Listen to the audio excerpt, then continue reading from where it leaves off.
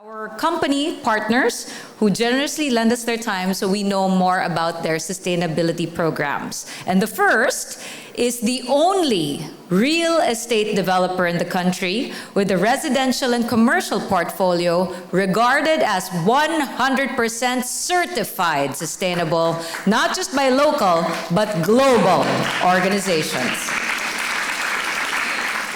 Here to share with us his expertise and insights about the company's sustainability projects, we have the Senior Vice President and Chief Sustainability Officer of Arthaland. Let's give Arthaland's Mr. Oliver Chen a round of applause. Ollie, let's get comfortable.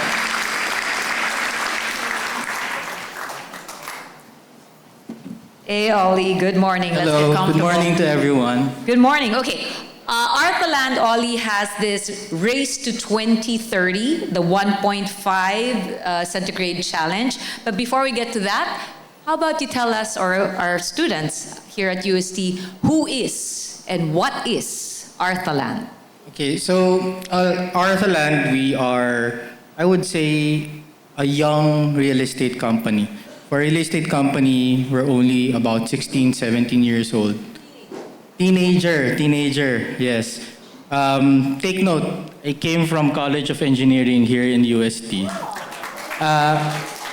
Bakit 4 years na lang ang engineering? Nung time ko, 5 years, wala pang aircon. I think aircon na rin ata ngayon, no? But no, I'll go to that later, talking about me and my other colleagues from UST here. But important with Arthaland is, with the birth of the company 16, 17 years ago, we were already talking about sustainability.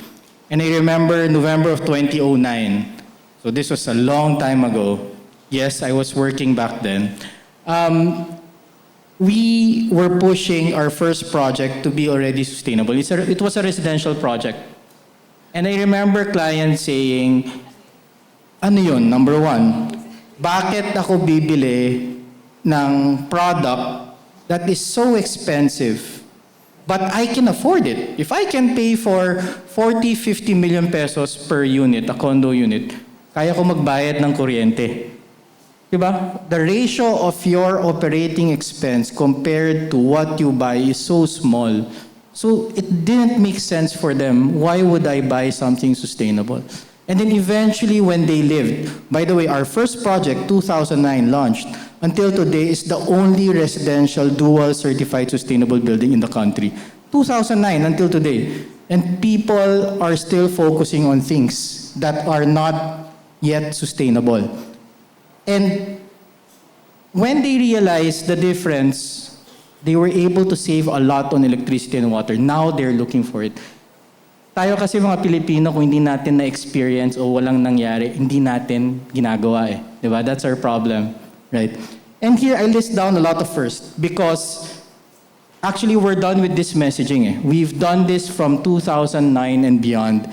We're the first net zero carbon building in the world. So imagine that, in the world, nasa Pilipinas. Diba? We're the first LEED Platinum neighborhood, LEED Platinum home in Asia Pacific. Okay. We have the first tayo World Green Building Council signatory to our net zero goal, also in the Philippines. So there are a lot of firsts. And going beyond that as Arthaland, we have started showing people that sustainability is not just for those who can afford. Kanina I was talking about 50 million peso units. We have just a year and a half ago, we were able to renovate and certify, help a public school in Cebu certify as EDGE certified, sustainable. That's a public school. Okay. We've ventured into the broader market. This is our project in Laguna. It's called Una Apartments. Kaya siya tinawag na Una in Tagalog, di ba? First. The first.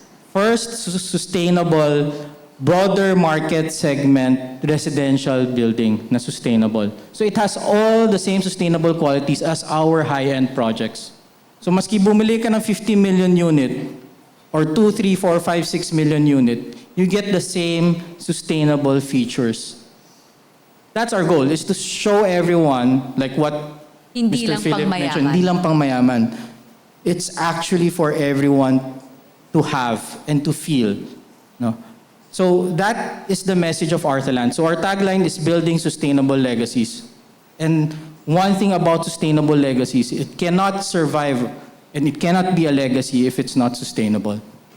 Thank you very much. That is Arthaland as the company. But now, why? Because again, from the start, first, at the birth of the company, sustainability was already part of your execution, kung ano yung mga projects na gusto nyo. But why? Why is sustainability so important to Arthaland other than hindi lang pang mayaman to? Yeah, so I think what we want to focus on is, actually Mr. Philip mentioned it earlier, it's the 1.5 degree change that will happen. It's inevitable. It will happen. I was talking to a UN member who flew in last week, and we were talking about what's going to happen.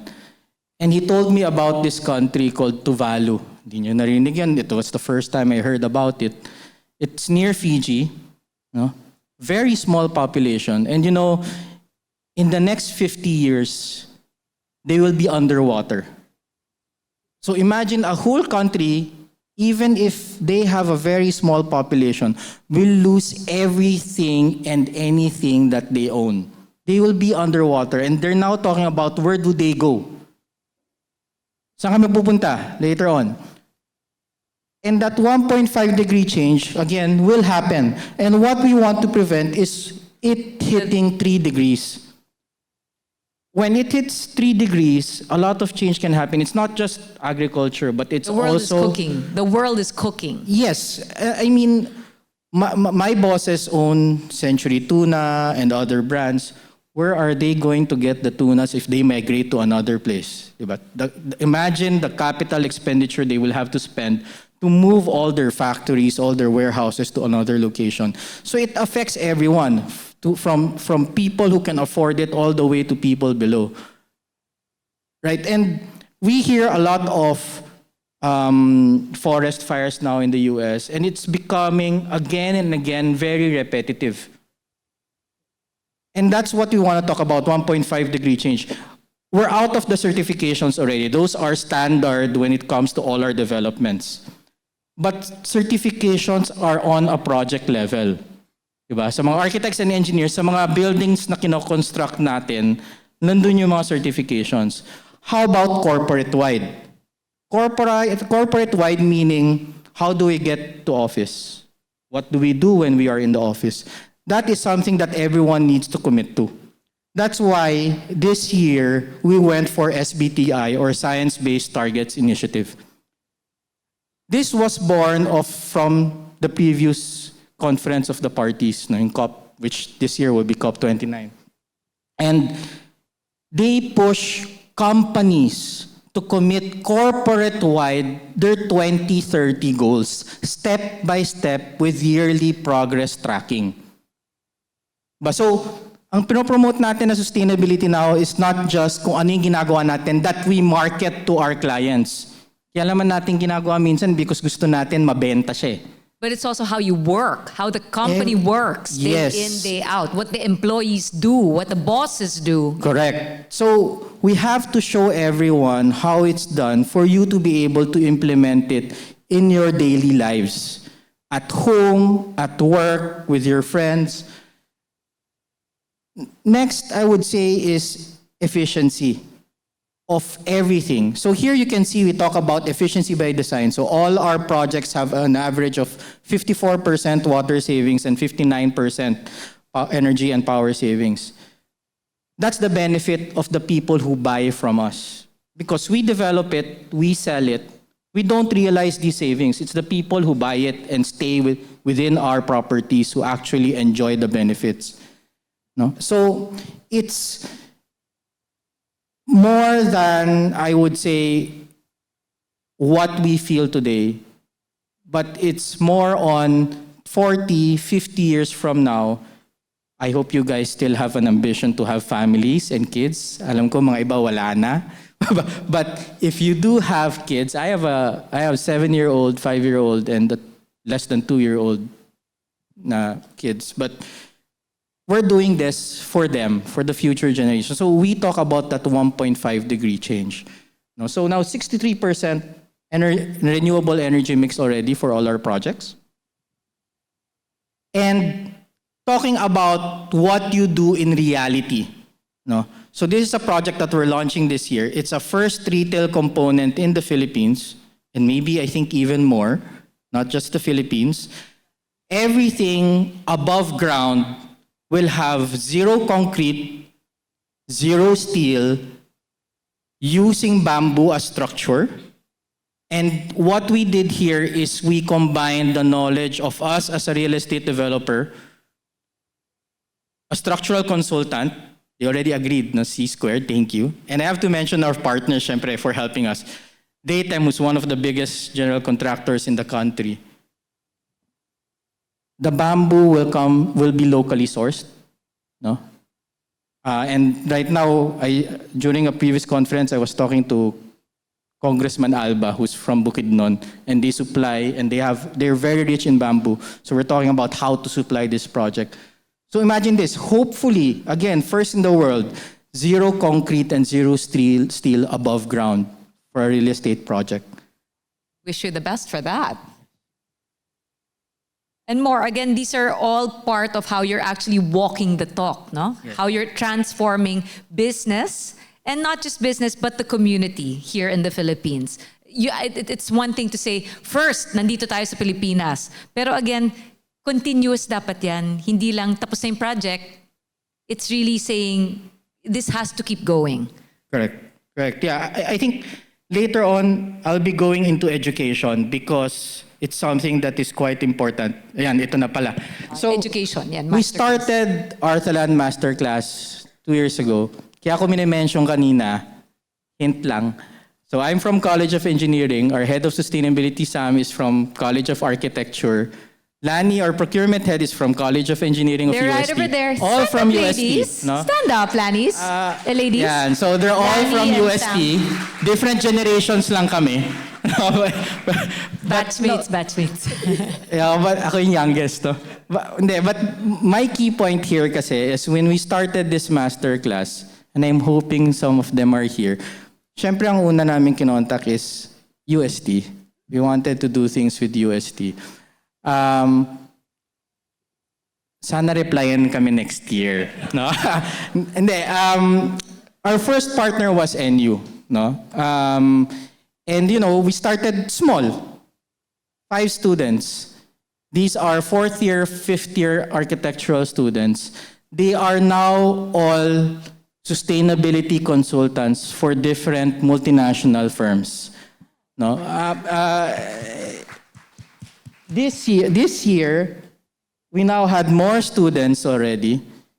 And for next year, other schools have committed to join us, such as FEU, TIP, Adamson University, and of course, NU will still be there.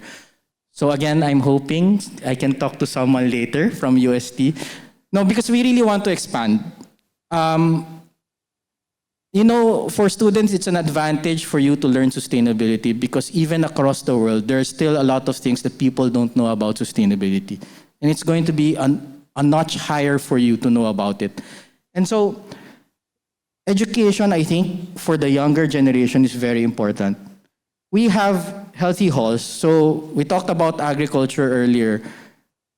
A lot of produce from our farmers are lost daily. No? They don't sell everything naman to the market. 20 to 30% are lost because may konting imperfection ayaw na kunin kasi hindi mabebenta. We started 2022, we were able to save 3 metric tons of vegetables and fruits, 500 Filipino farmers. The beneficiaries are orphanages, our security, housekeeping people in the buildings, our employees. Until 2024, jumped up to already saving 59 metric tons of vegetables and fruits, 3,200 farmers, and more than 27,000 beneficiaries. So small steps moving forward. So again, let's not talk about the buildings that we do because certifications are a norm nowadays. It's about what we do to move forward and treat the 1.5 degree change. And that is really transforming not just how you work, but how you live. Yes, talking about how you live. This one. We have climate talk, and the tenants of our building, they join us. By the way, by January of this year, in our building in BGC, no one is allowed to bring any single-use cups already. Zero. Wait, And kailan to? Kailan to? January of this coming year, 2025. Okay. So we practiced first with our own office because of our SBTI goals. No? So we started last year, 1 in every 4 employees have their disposable cups. Sikat kasi ang Starbucks di ba? Starbucks and others. They have their own disposable cups. After that program is 1 out of 89 na lang ang nagdadala ng paper cups, disposable cups, PET bottles, and everything. 95% waste reduction in our building. And so we're happy that multinational companies within our building, that's Deloitte, ING, BHP, Amazon, have decided to join us in this target. They will be implementing that none of their employees can bring disposable cups to the office starting January of next year. So, so many projects already, Yes. really, and in action. These are not just plans, ginagawa, they're being implemented as we speak. And yet, Arthaland doesn't stop there. You still want to keep accelerating your agenda, this 1.5 degree challenge by 2030. Yes, actually, thank you to Manila Bulletin because it provides a platform for us to talk about it. No? Just one in all of the... Deserves an applause daw for Manila Bulletin. Yan. Okay. Now, this is Net Zero Carbon Alliance. We are one of the founding members of Net Zero Carbon Alliance. And we started with a few companies lang kami then, pushing not only real estate but other industries. So remember, when you talk about the 1.5 degree change or the net zero goal, you shouldn't just talk about your own industry. It should connect to other industries. And here, we started with a few companies. Now, we're close to 40 companies joining this, including big companies such as Coca-Cola. Unilever is now part of the Net Zero Carbon Alliance. Converge ICT is now part of us. So, everyone they're now creating their own net zero path and goals. And we want to spread the word using conferences and forums like this. So no matter how many times they invite us, we will come and we will talk about it. And Net Zero Carbon Alliance as well. We have next in line is our the Grade Zero program. This will include universities as well. So hint, hint. So whoever wants to join can join. We'll announce this soon. And this is the most important thing. So the reason why we met with United Nations is because of United Nations ESCAP, no? Or it's the Economic and Social Commission of the United Nations Asia Pacific. And we are the first Philippine members who joined because we are actually going to help them push locally and in Asia Pacific sustainability. No, so again, moving forward, let's talk to everyone else. We don't concentrate on your own industry. Let's find a way to reach everyone. And here, within ESCAP, they talk about a few things: energy, infrastructure and logistics, finance, innovation, and circular economy. And actually, Arthaland will be part of one of these task force, no, to push sustainability. Next, part of ESCAP is ESBN. It's the ESCAP Sustainability Business Network. Most of the people in this organization are CSOs or Chief Sustainability Officers and or executives of owners of corporations across Asia Pacific.